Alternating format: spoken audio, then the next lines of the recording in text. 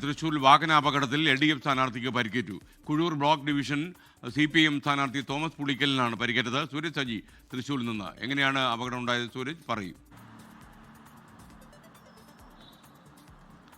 ഈ അപകടത്തിന്റെ കാരണം എന്താണെന്ന് ഇതുവരെയും മനസ്സിലാക്കാൻ സാധിച്ചിട്ടില്ല. ഈ തോമസ് പുളിക്കലിന് ഈ ബോധം വന്നെങ്കിലും ഈ അപകടം എങ്ങനെയാണ് ഉണ്ടായതെന്ന് അദ്ദേഹത്തിന് ഇതുവരെയും പറയാൻ സാധിക്കുന്നില്ല എന്നുള്ളതാണ് ഇതിൽ ഒരു വെല്ലുവിളിയായി തുടരുന്നത്. ഈ കുഴൂർ സ്കൂളിന് സമീപത്ത് വെച്ചാണ് ഈ സ്കൂട്ടർ റോഡിലേക്ക് വീണ് കിടക്കുന്നത്. അതോടൊപ്പം തന്നെ ഈ പരിക്കേറ്റ നിലയിൽ തോമസ് പുളിക്കലിനെ കണ്ടെത്തുന്നത്. പിന്നീട് നാട്ടുകാർ തന്നെ വിവരം അറിയിച്ച് ഇദ്ദേഹത്തെ ആശുപത്രിയിലേക്ക് മാറ്റുകയായിരുന്നു എന്നുള്ളതാണ് നമുക്ക് ലഭിക്കുന്ന വിവരം. ഈ മുഖത്തടക്കം എല്ലുകൾക്ക് പൊട്ടലേൽക്കുകയും മുറിവേൽക്കുകയും ചെയ്തിട്ടുണ്ട്. ആദ്യഘട്ടത്തിൽ ഈ മാളയിലെ തന്നെ ഒരു ആശുപത്രിയിൽ എത്തിച്ച് ചികിത്സ നൽകുന്നു. പക്ഷേ വിദഗ്ധ ചികിത്സ അനിവാര്യമായതുകൊണ്ട് എറണാകുളത്തെ സ്വകാര്യ ആശുപത്രിയിലേക്ക് ഇദ്ദേഹത്തെ മാറ്റുകയും ചെയ്തു. CPM-ന്റെ സ്ഥാനാർത്ഥിയാണ് ഇദ്ദേഹം. മാള ബ്ലോക്ക് പഞ്ചായത്തിന് കീഴിൽ കുഴൂർ ഡിവിഷനിലേക്കാണ് ഇദ്ദേഹം CPM-ന്റെ സ്ഥാനാർത്ഥിയായി മത്സരിക്കുന്നത്. ഇന്നലെ ഈ ഉച്ചയോടുകൂടി വൈകുന്നേരത്തോടു കൂടി ഈ വീട്ടിലേക്ക് പോകുന്നതിനിടയിലാണ് ഈ അപകടം ഉണ്ടായതെന്നുള്ളതാണ് നമുക്ക് ലഭിക്കുന്ന വിവരം. എന്തായാലും ഈ വിദഗ്ധ ചികിത്സ വേണമോ, അതായത് ഈ സർജറി അടക്കം നടത്തേണ്ടതുണ്ടോ എന്നത് സംബന്ധിച്ചെല്ലാം തന്നെ ഇന്നാണ് അന്തിമ തീരുമാനം എടുക്കുക എന്നുള്ളതാണ് നമുക്ക് ലഭിക്കുന്ന വിവരം. എന്തായാലും ഒരാഴ്ചയോളം